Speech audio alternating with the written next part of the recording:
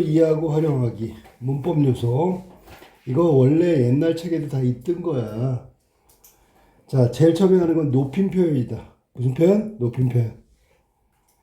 자, 높임 표현이라는 게 우리말에 있는 특수한 경우지, 그지? 외국에는 높임법 없어. 우리한테만 있는 거야. 그래서 외국인들이 굉장히 어렵게 생각하는 그런 부분이다. 자, 높임 표현은 여기 지금 그림 한번 볼까? 할머니께서 책을 읽으신다. 자, 서술어의 주체가 누구냐면 할머니야. 주어를 높였지. 깨서라는 조사하고 읽으신다. 의시. 시. 이걸 높임 선어만 어미라고 하는데 이런 거 가지고 높인 걸 주체 높임. 다시 설명할 거 밑에서. 할머니께 과일을 잡수시겠냐고 여쭈어라. 할머니께 여쭙다. 그럼 얘는 부사어니까 객체를 높인 거니까 객체 높임. 얘는 주체 높임. 이렇게 구분하는 거야.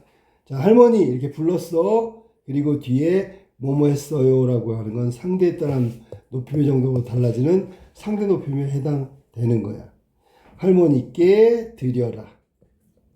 원래 이게 부사어가 할머니니까 드려라지 동생이었으면 동생한테 줘라가 될 거란 말이야. 이렇게 상대에 따라서 높임의 정도를 높였다 낮췄다 하는 걸 상대 높임이라고 한다. 자, 여기 세 가지 모두 다 나왔는데 한번 구분 한번 해보자.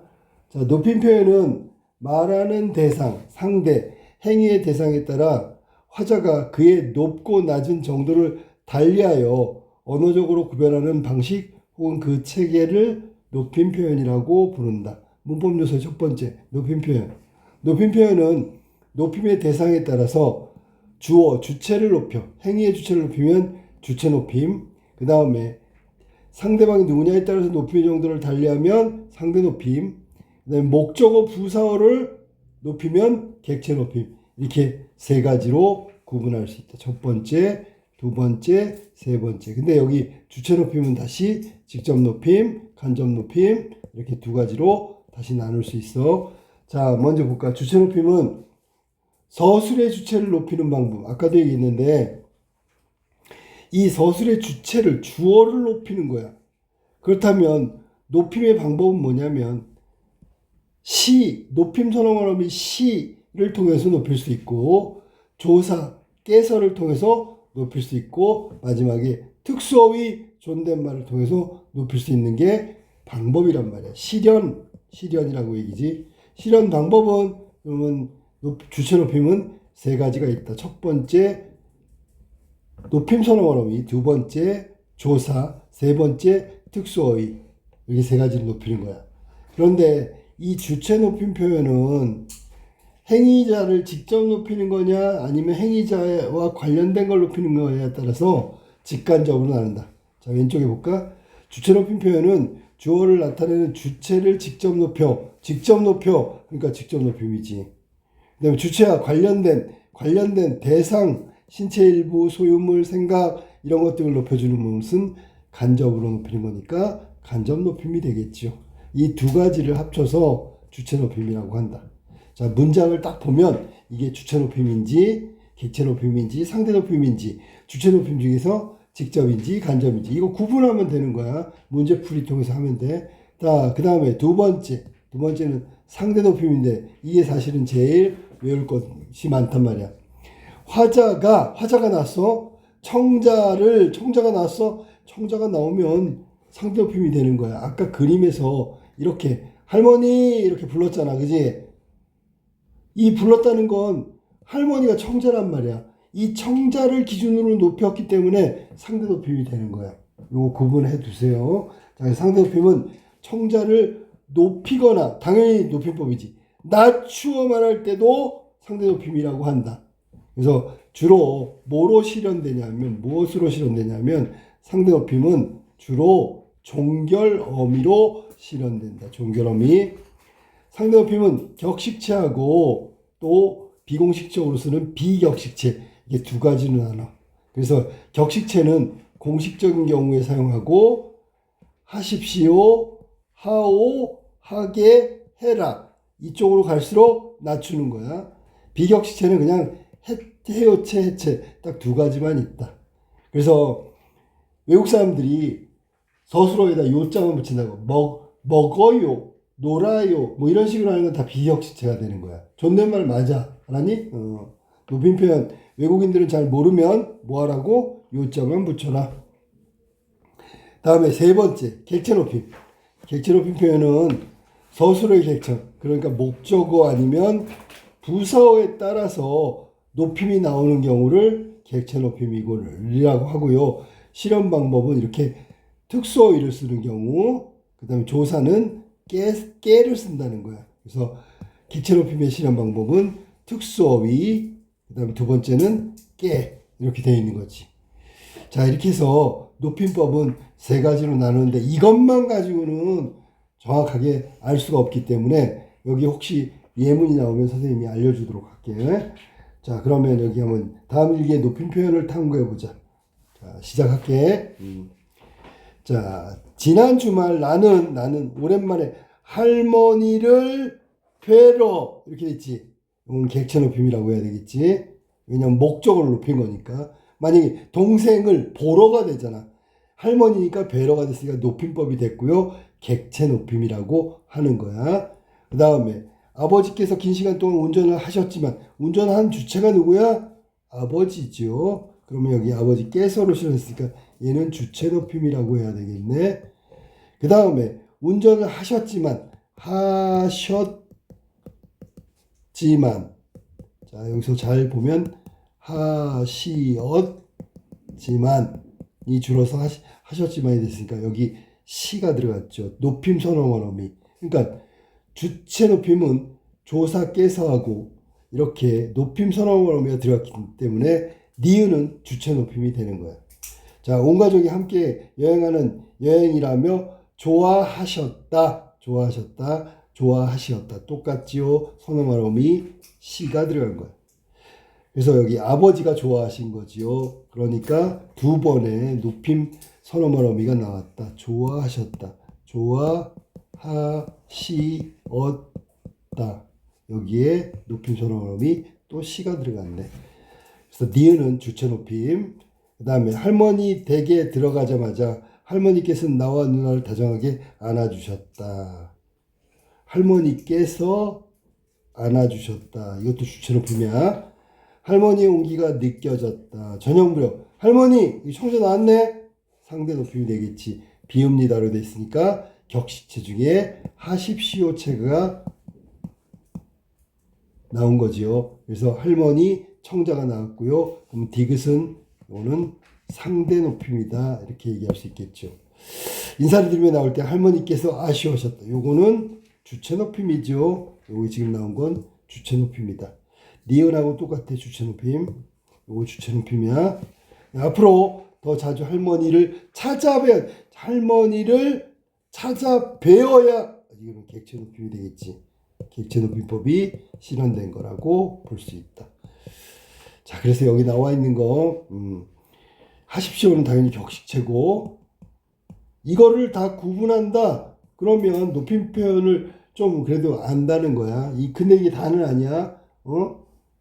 자, 높임의 대상이 누군지 기억부터 니은 디귿 이건 뭐 아까 했던 거니까 높임의 대상 아버지지. 아버지가 높임의 대상 주체 높임. 그다음에 할머니 청자니까 상대 높임이 되겠죠. 이거는 당연히 객체 높임이고 이거는 주체 높임이고 이거는 상대 높임이다. 이렇게 쓸 수 있어. 됐죠? 이거 지금 선생님이 위해서 다 설명했던 거야. 자, 그 다음에 기억부터 디귿의 높임에 사용한 방법을 한번 볼까? 자, 격식체 종결어미 이건 디귿이 돼야 되겠지, 그지? 그다음에 문장의 주체를 높이면 이건 니은이고요. 주체 높임이니까. 기억은 목적어, 부사어 높이는 객체 높임이 되겠지. 이렇게 연결하면 되는 거야. 자, 그 다음에 종결어미 나왔으니까 종결어미 다음에는 뭐가 나올까요? 문장부호가 나오는 거야. 문장부호. 종결어미. 좋아하셨다. 그러면 우리가 문법적으로 이거를 분석할 필요가 있어. 좋아하다 해서 온 말이지. 이거 어간이라고 하는 거야. 시 요거 나오고요. 나오고요. 그 다음에 다 이렇게 나왔어. 그러면 각각의 문법적인 이름이 있는데 이건 어간이야. 뜻이 있고 활용할 때 변하지 않는 부분 어간. 그 다음에 시엇은 모두 선어말 어미야. 이거 먼저 하자. 얘는 어말 어미고요. 어말 어미 맨 끝에 오는 거니까. 얘 앞에 온다 그래서 선어말 어미라고 하는 거지. 얘도 선어말 어미지. 자, 문법적인 뜻이 있기 때문에 얘는 해야 돼. 높임 선어말 어미. 얘는 어순 과거 시제 선어말 어미. 그래서 이름이 좀 달라. 아니? 얘는 과거를 나타내는 거 과거 시제 선어말 어미라고 부르고요. 이 선이라는 게 앞섰다고 뭐 앞섰다고 어말 어미 앞에 온다고 어말 어미 앞에 오니까 선 어말 어미죠. 그래서 이거를 문법적으로 얘기하면 어간 좋아하다의 좋아하까지가 변하지 않는 어간. 시 높임 선어말 어미, 과거 시제 선어말 어미, 다 어말 어미라고 부르는 거야. 이런 식으로 분석할 줄 알아야 돼. 자, 2번으로 가볼까?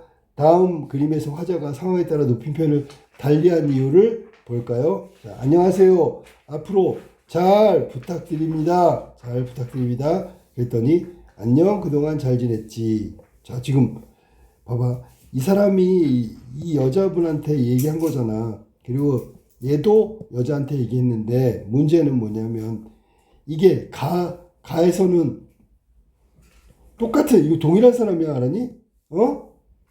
이 여자하고 이 여자하고 동일한 사람이야. 이건 처음에 만났을 때, 즉 우리가 보통 이걸 친소관계라고 하는데 친분이 아직 형성되지 않았어. 친하지 않단 말이야. 그러니까 높임 표현을 쓴 거야. 알았니? 그런데 1년 후에 이렇게 얘기하는 건 많이 친해졌다는 얘기야. 그러니까 친분이 없을 때는 격식체를 써야 되고요. 여기는 비격식체라고 써야 되나? 높임 표현 안 했네. 높임 표현 안 했잖아. 지냈어. 반말했잖아 지금. 알았니? 높임 표현을 안 한 거야. 여기 높임 표현을 한 거고 여기 높임 표현을 안 한 거야. 이유는 뭐라고? 친분 관계가 없다가 친분 관계가 생겼어. 그러니까 가까운 사이가 됐으니까 이렇게 됐다. 자, 그 다음에 이번 축제 어떻게 생각해? 이번 축제 어떻게 생각하십니까? 야, 이거 봐봐. 이거는 공식적인 거고요. 이건 개인적으로 비공식적인 대화를 하고 있기 때문에 달라진 거야. 그러니까 공식적인 대화에서는 존칭을 쓰는 거야. 예를 들어 공식적인 대화, 공식적인 언어를 써야 되는 부분은 뭐냐면 이렇게 학급회의하는 회의라든지 방송에서 알았니? 이거는 대상자가 여러 명이고 불특정이기 때문에 존댓말을 쓰는 거라고. 알겠지? 그래서 여기 높임 표현 썼고 여기 높임 표현을 안 썼다. 이해됐지?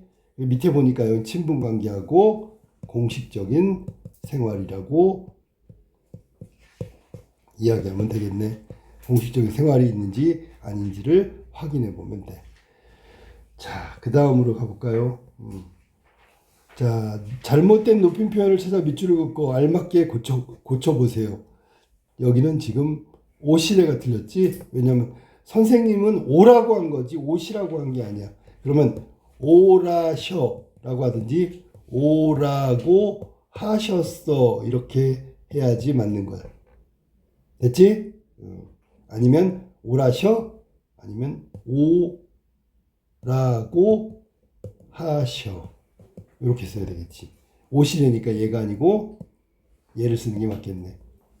그 다음에 시제도 고려해야 되니까. 고객님, 이거 뭐지? 상대 높임이야, 상대. 불렀잖아. 나오셨습니다. 미안한데, 음료수를 나오셨습니다라고 하면 안 돼. 물건을 높이면 안 돼. 뭐라고 하냐면, 나왔습니다. 이렇게 하면 되고요. 여기 비읍니다는 상대 높임 때문에 하십시오체를 쓴 거야. 그래서, 고객님, 주문하신 음료가 나왔습니다. 그렇게 하는 게 맞다. 이것도 이렇게 하는 게 맞고 이것도 이렇게 하는 게 맞고. 알겠지? 높임 대상의 물건은 아니다. 이렇게 알고 있습니다. 자, 이어서 문법 문제 두 번째 시간 표현 한번 볼까? 시간 표현. 자, 시간 표현 보세요. 그림 봐. 어제는 과거를 나타내는 거고 이걸 시간 부사어라고 보통 불러. 그래서 과거 시제가 들어가는 at이 들어갔죠. 자, 보다는 기본형이 보다는 과거가 되면 어떻게 돼? 보았다가 되겠죠. 금방 배웠는데 이거 과거 시제 선언한 어미지요. 이거랑 음성 모음이 나오면 어시 나올 거고 이건 과거를 나타내는 거야. 그 다음에 얘는 지금이네 시간 부사어. 그러니까 듣는이 나오는 거지. 과거면 뭘까? 들었다지, 그지? 응? 응? 그러면 이걸 바꾸면, 과거면 어제 영화에 나온 노래를 듣던 중, 이렇게 하든지, 들었던 중, 이런 식으로 바꿔야 되는 거야. 과거를 나타낸다. 이건 현재니까 듣는이 돼야지. 여기서 듣는은 뭐, 듣다 해서 온 말이지. 이게 현재 시제 선언말 어미야. 알았니? 그 다음에 미래는 뭘까? 장차. 이거 시간부사와 미래부사어가 나왔으니까 여기서는 리을이 미래 시제 선언말 어미가 되는 거다. 그래서 각각 선언말 어미가 나오고 있어. 시제를 나타내는 과거 시제 선언말 어미. 그 다음에 여기서 는이 현재 시제 선언말 어미.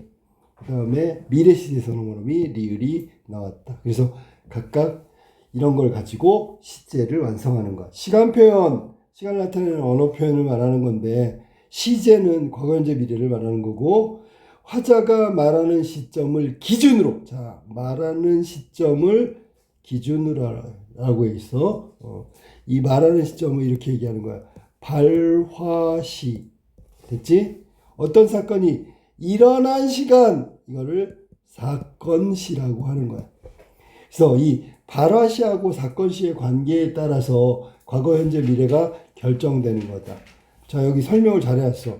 과거 시제는 말했는데 벌써 일이 일어났지, 그지? 그러면 말하는 시점보다 앞서는 시제라고 돼 있어. 사건이 앞서는 시제. 뭐보다? 말하는 시점보다 앞서는 거야. 그러니까 말하면 벌써 일어난 거야. 나 아침에 밥 먹었다? 라고 얘기하면 이 말을 하는 순간 벌써 밥은 다 먹은 거예요. 과거가 되는 거예요. 알겠지? 그래서 과거 시제 선언할 어미는 엿까지 있어. 세 가지가 있지. 요거 과거 시제 선언할 어미. 아까도 얘기했지. 어말어미라는 건 어말어미 앞에 온다는 얘기지요. 자, 그 다음에 회상 시제는 더. 이것도 과거 시제야. 얼마나 던지 할 때 그 더가 회상 시제라고. 그 다음에 관형 사용 어미 니은하고 던을 사용하는 경우 이건 동사의 경우다. 이거 암기해둬야 돼. 동사에는 관형 사용 어미가 니은이나 던이야. 그 다음에 형용사와 서술격 조사에는 형용사와 서술격 조사의 경우 서술격 조사는 뭐뭐이다야. 요거밖에 없어. 여기에는 던을 쓴다. 어제 아까 이미 이건 아까도 얘기했지만 시간 부사어라고 선생님이 얘기했어. 시간, 과거, 현재, 미래를 나타내는 시간 부사어야. 그러니까 어제는 과거니까 과거에 맞춰서 아까도 과거, 이미도 과거, 전부 다 과거를 나타내는 시간 부사어라고 생각하면 돼. 이렇게 써놓은 게 과거 시제야. 이번에는 현재 시제로 한번 가볼까? 현재 시제는 사건이 일어난 시점, 동시에 말하는 시점과 일치한다. 그러니까 지금 일어나는 거, 지금 여기서 아이들이 장난을 하는 중이다, 장난한다, 이렇게 하면 현재 시제라고 얘기하는 거지. 자, 현재 시제를 표현할 때는 동사의 경우는 선어말 어미가 니은 혹은 는이야. 이거 외울 필요 없는 게 뭐냐면 먹다가 동사잖아. 그러면 현재 시제를 써봐. 그러면 먹는다. 맞잖아. 자다가 동사잖아. 그러면 잔다. 이렇게 해서 동사의 현재 시제 선어말 어미는 요걸로 규정하면 돼. 알았어? 외울 필요가 없다고. 단어를 차라리 외우는 게 낫지. 그 다음에 형용사와 서술격 조사의 경우는 현재 시제가 없지요. 현재 시제라는 것은 현재 일어나고 있는 사건을 얘기해야 되는데 형용사는 사건이 아니야. 모양, 크기 뭐 이런 것들을 얘기하는 설명하는 거라서 동작하고 상관없어. 알았어? 그 다음에 관형사용 어미 관용사 의미는 동사의 경우는 는을 쓴다. 자, 이것도 또 외울 필요가 없죠. 자, 먹는 이렇게 되겠지. 일 때 얘가 바로 현재 시제에 나타내는 거야. 알겠지? 그 다음에 따라오고 형용사 서술격 조사인 경우 형용사 서술격 조사인 경우는 는을 쓴다. 형용사 뭐야? 조용하다. 이거 조용한 상태를 말하는 거지? 형용사. 그러면 조용한 이렇게 돼버리잖아. 그러니까 니은을 쓴다는 걸 외울 필요가 없다는 거야. 여기에 이렇게 다 써버리면 되는 거니까. 알겠지? 그 다음에 마지막으로 현재를 나타내는 시간 부사어는 지금 현재. 그러면 얘를 시간 부사어라고 선생님이 했다. 가끔 선생님한테 이런 거 물어봐. 선생님 현재. 이거는 명사잖아요. 그렇지 명사지. 그런데 문장에서 이렇게 시제를 나타낼 때는 시간 부사어가 된다고. 알았어? 이런 걸 뭐라고 하냐면 명사도 쓰고요. 부사어로도 쓰고요. 이렇게 한 단어가 이렇게 품사가 달라지는 걸 품사 변용이라고 해. 알았어? 이렇게도 쓰고 저렇게도 쓰고. 변용이 아니라 통용이다. 미안해. 품사 통용. 이해됐냐? 무슨 말인지? 품사 통용이라고. 통용. 이것도 쓰고 저것도 쓰고.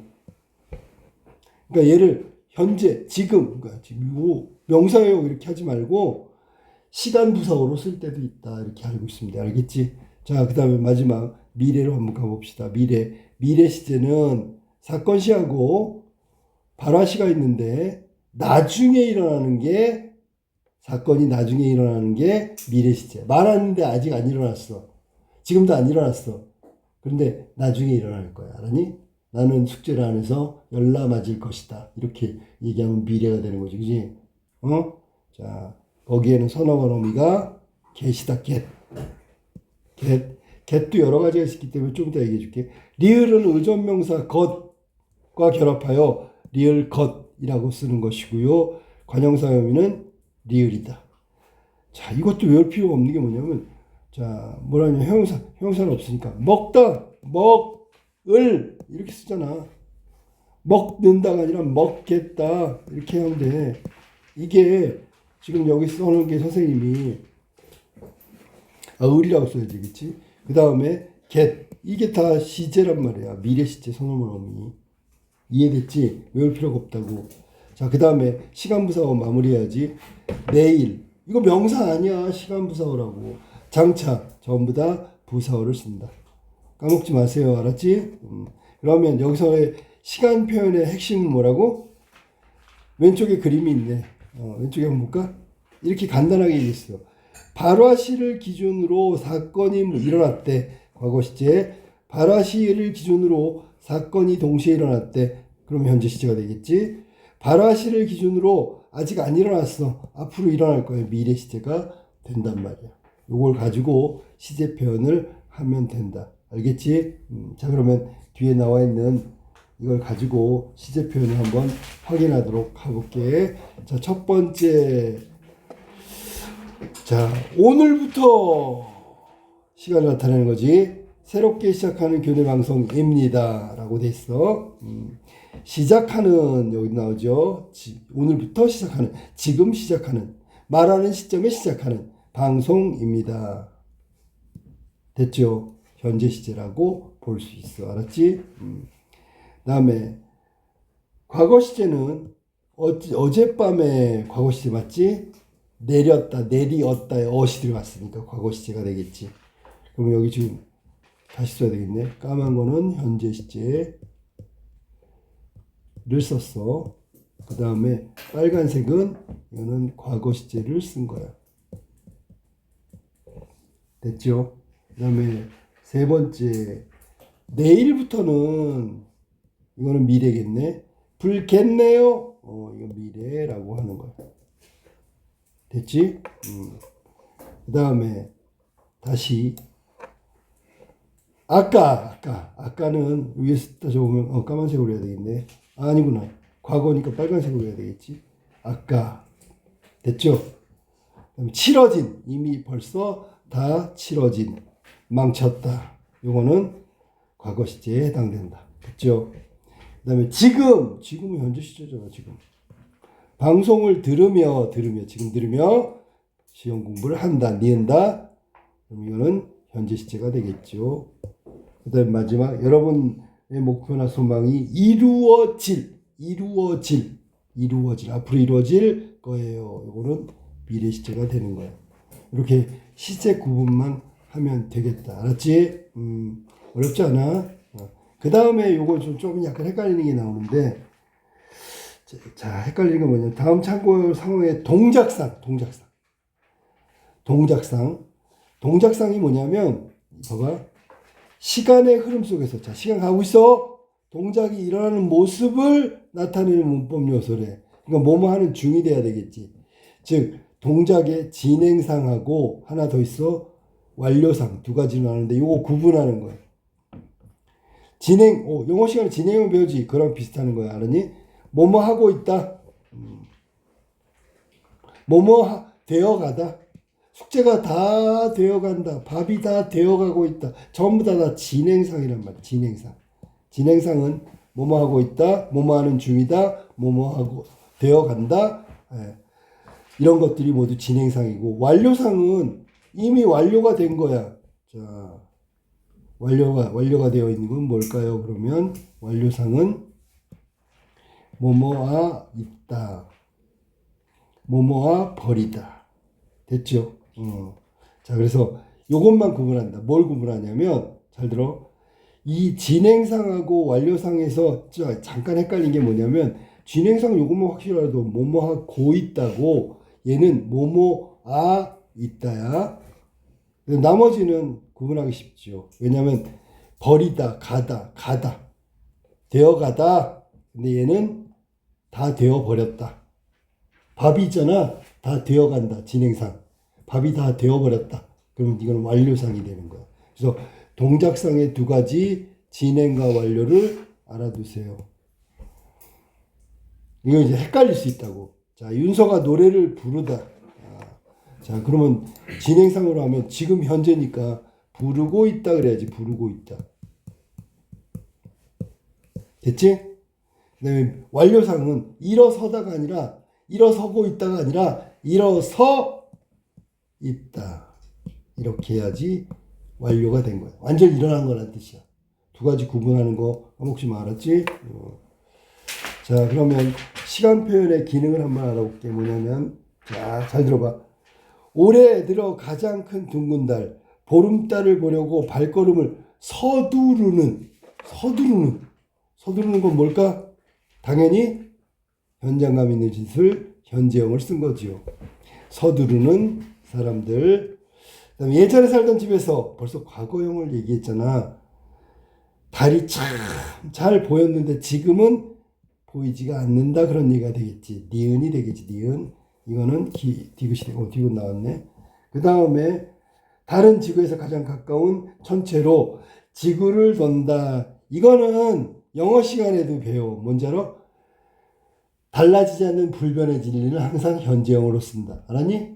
배우지, 그치? 그거랑 똑같은 거야. 그래서 요거는 기억에 해당된다. 일반적인 사실, 진리에 해당된다. 자, 다음으로 가겠습니다. 비동표현. 자, 문법 요소에서 사실은 제일 어렵고 시험에 자주 나오는데 자꾸 틀리는 거예요. 이 비동표현, 능동표현에 대한 얘기야. 자, 이거 하기 전에 이거 한번 볼까? 주사. 병원 가면 주사 맞죠? 주동의 반대말은 사동이다. 알았니? 능동의 반대말은 비동이야. 주사. 어떤 애들이 선생님 주동의 반대말은 사동이 아니라 피동 될 수 있을까요? 안 돼. 알았어? 무슨 말인지? 이렇게만 되는 거야. 주사 맞자. 정신 차려. 주사 맞자. 주동의 반대말은 뭐라고? 사동이야. 사동의 반대말은 주동이야. 주사 맞자. 능동의 반대말은 피동이고 피동의 반대말은 능동이야. 자, 이따가 얘기해 주겠지만 피동 표현만 특별한 게 있어. 그게 뭐냐면 목적어 가지고 구분하면 돼. 목적어가 유일하게 없는 게 얘야, 얘. 피동. 나머지 다 목적어가 있어. 알았니? 자, 그럼 한번 볼까? 할아버지 그릇이 깨졌대. 얘도 써볼까? 깨지었어요. 자, 할아버지 불렀으니까 우리 배운 걸로 해볼까? 얘 상대높임이지. 할아버지 불렀잖아. 청자가 했잖아. 상대높임법이지, 그치? 그릇이 깨어진 거지. 그러면 이거 피동표현이라고 한 거라고. 피동표현은 어지다, 되다 뭐 이런 것을 쓰면 피동표현이야. 물론 피동접사도 있으니까 그건 좀 이따 하고. 자, 그 다음에 아이고 안 다쳤어 어쩌다가 제가 실수로 그릇을 깼어요. 자, 누가 깼다고? 내가 깼지요. 그러면 깨진 거는 피동이니까 피동에 만들면 능동이니까 능동 표현으로 쓴 거지. 이건 능동이라고 해야 되겠지. 죄송해요. 이거는 비격식체 상대 높임법이지요. 상대 높임 맞았고요. 능동 표현이다. 깨어진 거의 반대말은 깼다고 한 거니까 요 두 가지는 피동 표현과 능동 표현의 반대 표현이고 상대 높임 중에 격식체에 해당되고 얘는 비격식체에 해당된다. 앞에 거 배운 거 가지고 한 거야. 자, 그러면 능동 표현부터 한번 볼까?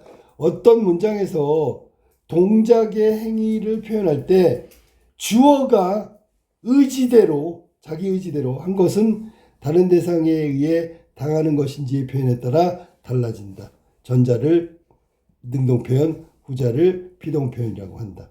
능동 아니면 피동이야. 그래서 무생물 주어 나오면 피동이야.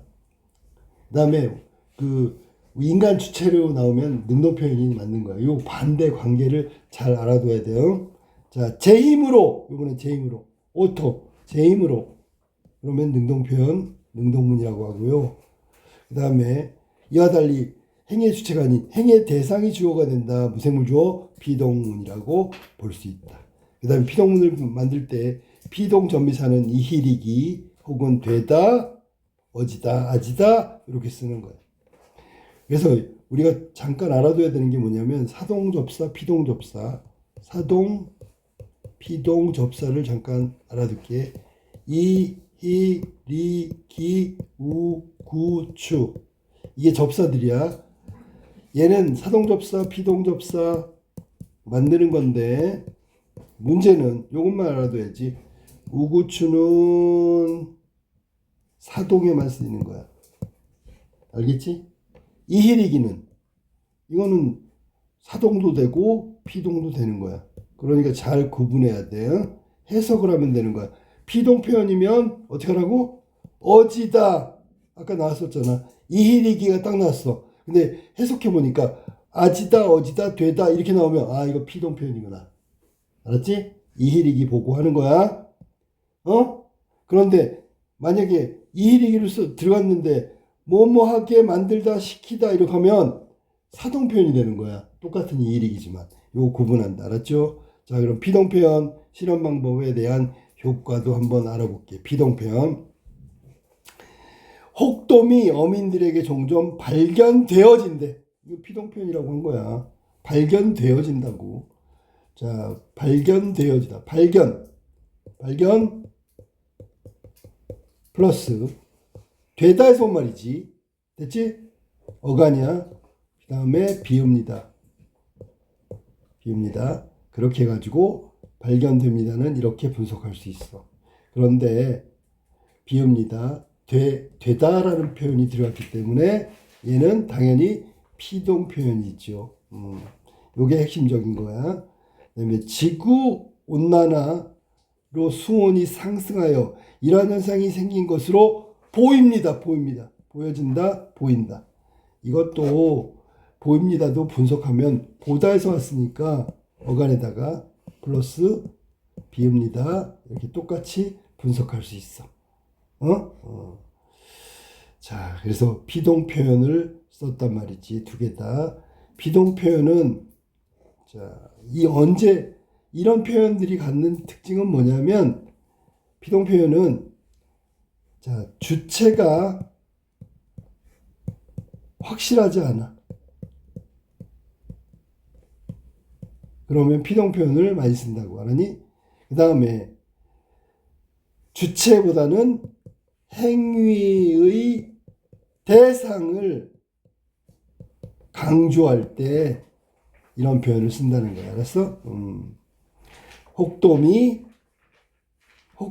여기서 발견되는 거에 혹돔을 강조하기 위해서 피동 표현을 쓴 거다라고 생각하면 되고요. 두 번째, 이거는 현상이 생긴 것으로 보입니다. 이러한 현상이 생긴 거에 대해서 정확하게 얘기할 수가 없어. 그리고 여기는 봐봐. 여기 하나 빠졌네. 주체가 확실하지 않거나 행위의 대상을 강조하거나 책임. 이 발언을 했는데 이거에 대한 책임을 줘야 돼. 그러니까 책임을 회피하려고. 자, 선생님 볼래? 자, 현상이 생긴 것으로 보입니다. 추측이잖아. 만약에 아니 이러한 현상이 생긴 것으로 보입니다라고 했는데 어떤 사람이 지구온난화 수온 상승이 아닌 것 같은데 다른 이유 때문인데 그래요? 난 잘 몰랐는데 그냥 보인다고 얘기한 거예요. 아니 내가 그런 게 아니라 그렇게 보여진다고요. 그래서 책임 회피를 하는 거야. 이럴 때 피동 표현을 주로 쓴다. 알았지? 자, 그러면 바꿔볼까? 발견됩니다. 혹돔이 어민들에게. 자, 그러면 이거는 자, 주어 부사어가 나왔어. 그 다음에 발견됩니다. 피동 표현을 썼어. 그러면 이걸 능동문으로 바꿔보세요. 그러면 부사어가 일로 와서 주어가 되는 거고요. 어민들이 혹돔을 종종 발견합니다. 그러니까 얘가 목적어가 되는 거야. 발견됩니다는 능동문으로 바꿔야 되겠지. 그러니까 여기서 주체가 어민들이 이렇게 바뀌어야 되겠지. 목적어로 바뀌어서 혹돔을 이렇게 바뀌는 거 까먹지 마. 종종 그대로 가고요. 발견합니다. 자, 시험 문제보다도 더 중요한 건 볼게. 자, 보세요. 능동문. 자, 능동문,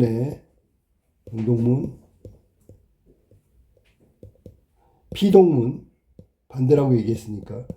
자, 능동문에 주어가 있고요. 목적어가 있고요. 서술어가 있어. 이런 문장 구조가 돼 있잖아. 잠깐만. 서술어라고 하면 되고 능동사가 온다. 그러면 이게 어떻게 바뀌냐면 이렇게 바뀌죠. 목적어가 주어가 되고 됐지? 혹은 부사어가 주어가 되고 주어는 비동문이니까 부사어가 되고 미안해. 이게 지금 선생님 아까 선생님이 얘기했듯이 피동문에는 목적어가 없다. 조심해.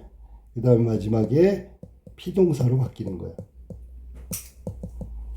유일하게 목적어가 없는 문장이 피동문이기 때문에 이걸 알아두라고. 이거 이렇게 바뀌는 거 알겠냐? 이 구조로 되면 얘는 능동사인지 피동사인지 확인할 수 있단 말이야. 요게 딱 맞아 들어가면. 다시 한번. 능동문의 주어는 뭘 바뀐다고? 피동문의 부사어. 능동문의 목적어는 피동문의 주어. 능동사는 피동사로 바뀌는 거야. 요 관계 구조를 잘 이해하기를 바란다. 그래야지 능동사인지 피동사인지 확인할 수 있다. 자, 잘못된 피동 표현 넘어갈게요.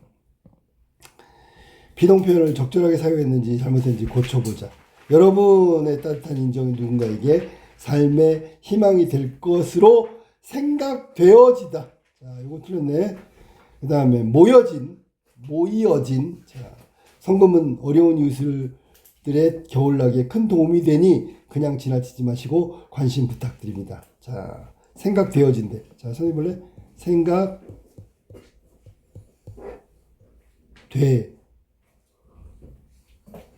플러스 어집니다.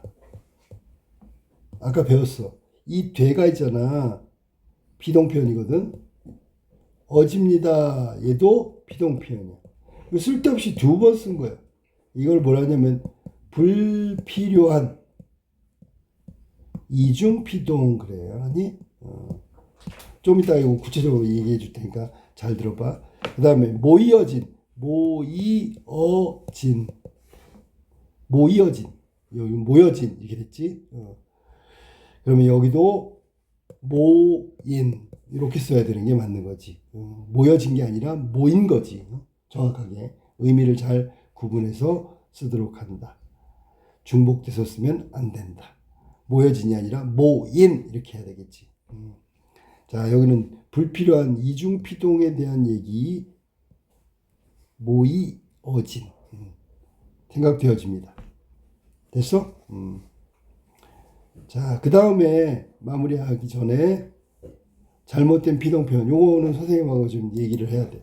잘못된 피동표현 확인해 볼게. 잘못된 피동표현 뭐가 있냐면 불필요한 이중피동이라고 하는 거야. 여러 개 있으니까 잘 정리하도록 해. 알았니? 자, 잘못된 이중피동 적어보세요. 첫 번째. 요 모여진하고 똑같은 쓰여진, 잘못 쓰여진, 얘는 쓰인 이렇게 바꿔야 되겠어. 적어보세요. 2번 뭐냐, 읽혀지지 이렇게 하면 뭐라고? 읽히지 이렇게 쓰는 거야. 세 번째 잘못 불필요한 이중피동 묶여져 이 말은 자 봐봐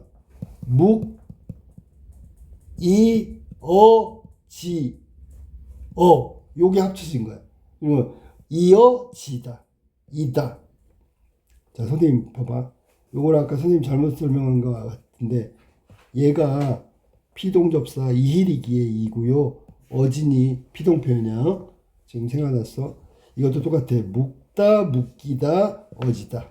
두 번 썼으니까 불필요한 이중피동. 알겠지? 또 뭐 있을까? 불려지다. 불려지다.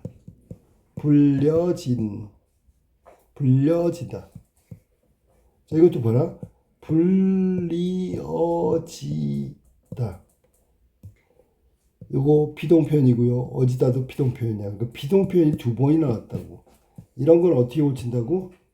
불려진 게 아니라 불린다라고 하면 돼. 그러면 여기 니가 피동표현이고 한 번만 딱 쓰는 게 맞지, 그지? 그다음 불필요한 이중피동 다섯 번째는 열려지지. 똑같아. 이거는 열리지 이렇게 해야 되겠지, 그지? 여기 지금 두 번 나왔잖아.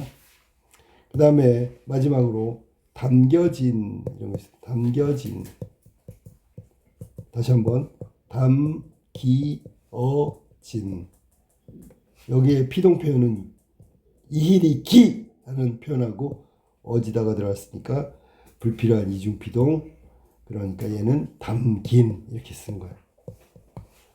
그래서 여기 지금 말한 대로 이렇게 쓰는 게 맞는 거죠. 어떻게? 쓰인, 읽히지. 그 다음에 묶여지어가 아니라 묶여. 뭐라고? 묶여 이렇게 쓰면 되는 거고 불린다가 맞고요. 열리지가 맞고요. 그 다음에 담긴 이렇게 고쳐 쓰는 게 맞는 거다. 앞에 건 다 불필요한 이중피동에 해당되는 거야. 자, 다음으로 넘어갈게요. 아주 쉬운 거 인용 표현 한번 보고 인용 표현. 자, 인용 표현은 딱 두 가지가 나왔는데 직간접, 직접 인용, 간접 인용. 직접 인용은 문장 부호 이거 큰 따옴표. 그 다음에 라고 이렇게 하면 되고요. 간접 인용은 문장 부호 없이 뭐뭐와 고 이렇게 표현하면 되는 거야. 자, 볼까? 누구라도 문장 부호 썼지? 그죠? 라고가 나네, 라고. 그럼 얘는 누가 한 말을 직접 인용한 거고, 그 다음에 누구라도 그 상황에서 뭐뭐 한다는 것이 하며 더 많은 것 어쩌고 저쩌고 고 말했다 문장 부호 없이 이런 간접 인용에 해당된다. 별거 없어. 그래서 인용 표현은 정말 쉬워. 인용 표현은 다른 사람의 말 혹은 글을 직접 인용하는 것 있고 간접 인용하는 것 있어. 자신의 말이나 글 속에 끌어다 쓰는 표현, 끌어다 쓴다. 이걸 한자로 하면 인용이 되는 거예요. 인용. 인용이란 말 뜻이 끌어다 쓴다라는 뜻이야. 이때 문장 속에 따와서 넣는 말이니까 직접 인용이겠지. 그리고 인용절이라고도 한다. 인용절. 인용 표현에는 직접 인용, 간접 인용. 직접 인용 표현은 다른 사람의 말과 글을 원래의 내용과 형식 그대로 유지. 그 다음에 라고라고 쓴다. 이게 직접 인용이고 간접 인용은 다른 사람의 말이나 글을 끌어다 쓰고 그 형식을 유지하지 않은 채 인용하는 게 간접 인용이다. 그리고 고를 쓴다. 이게 간접 인용에 해당되는 거야. 그래서 직접 인용과 간접 인용. 이거 직접 인용과 간접, 예를 들면 직접 인용에서 간접 인용을 바꿀 때 막 바뀌는 게 있거든. 그거 조심해야 돼. 알았어? 자, 그러면 바뀌는 거 한번 볼까? 자, 그는 어르신께, 이거 직접 인용이야, 직접 인용. 뭐라 그랬어? 제가 저녁 준비를 하겠습니다. 이렇게 말한 거야. 그러면 이걸 바꾸면 어떻게 되냐면, 그는 어르신께 자기가 저녁 준비를 하겠다고, 간접 인용, 고가 나와야 되겠죠? 말했다. 자, 탐구 결과. 직접 인용 표현을 간접 인용으로 바꾸면 일단 큰 따옴표가 사라지고요. 라고 대신에 고가 들어가고요. 종결어미는 비읍니다가 아니라 다로 바뀌고요. 그 다음에 무슨 표현? 상대 높임 표현하고 인칭 대명사 등이 달라진다. 이걸 잘 못해가지고 틀린단 말이에요. 상대 높임과 인칭 대명사가 달라진다. 인칭 대명사 가리키는 대명사가 달라진다. 자, 그러면 또 본문에서 볼까? 강연문의 인용 표현의 효과를 탐구해 보자. 자, 기억 보세요. 말했다는 엘리자베스가 얘기한 걸 말했다는 일화가 있습니다. 기억을 이거는 간접 인용이겠지, 그지? 기억은 고가 들어왔으니까 간접 인용이지. 그다음에 여기는 라고가 들어왔으니까 직접 인용. 얘를 갖다가 기억을 직접 인용 표현으로, 니은을 간접 인용 표현으로 바꾸어 써보자. 자, 먼저 엘리자베스 여왕은 국가를 모두 넘겨주더라도 셰익스피어 한 명은 넘길 수 없다. 고만 말했으니까 간접 인용이지, 그지? 이걸 직접 인용으로 바꾸면 어떻게 돼? 자, 엘리자베스 여왕은 국가를 모두 넘겨주더라도 셰익스피어 한 명은 넘길 수 없다. 이렇게 하고 여기다 라고 써야 되겠지, 그지? 말했다는 일화가 있습니다. 니은을 간접 인용 표현으로 바꾸면 셰익스피어는 좋은 일도 나쁜 일도 모두가 당신이 생각하는 생각에서 비롯됩니다. 셰익스피어는 그냥 쓰면 돼. 셰익스피어는 좋은 일도 나쁜 일도 모두 당신의 생각에서 비롯된다. 다로 고쳐야지. 비롯된다. 중요한 말 고라고 바꿔야 되겠지. 말하기도 하였는데요. 나머지 똑같아. 알았어? 이렇게 하면 직접 인용, 이거는 간접 인용으로 바꾼 거야. 그러면 직접 인용, 간접 인용으로 했을 때 효과를 한다면 예를 들면 있잖아. 누가 한 말인지 엘리자베스 여왕이 한 말을 그대로 썼잖아. 그러면 이거를 뭐라고 얘기하냐면 현장감이 있고요. 마치 엘리자베스 여왕이 지금 여기서 말하는 것 같아. 그 다음에 생동감을 줄 수 있다. 리얼하다 그런 얘기 한마디로 알았니? 자, 그 다음에 여기서 이제 표현에 따라서 달라지는데 누가 한 말인지 정확하게 하면 객관성을 높일 수 있다. 객관성. 그대로 옮기는 거니까 내 말이 아니고요. 인용하는 사람 말이 아니고 이걸 얘기하는 사람이 따로 있어요. 그 사람 객관적으로 얘기합시다. 이 말은 사실성도 함께 높아질 수 있다. 이게 직접 인용의 효과야. 알겠지? 자, 그러면 강연 내용 이런 건 됐고요. 이것도 됐고요. 쭉쭉쭉 됐어. 오케이. 자, 언어 공동체 이거는 앞에 부분이니까 나중에 하기로 하고 문법 요소 여기 다시 정리가 돼 있네. 확인해 주세요. 다시 한번 주체, 객체, 상대 높임 표현 구분하고 문장에서 표현하는 거야. 시간 표현은 과거, 현재, 미래.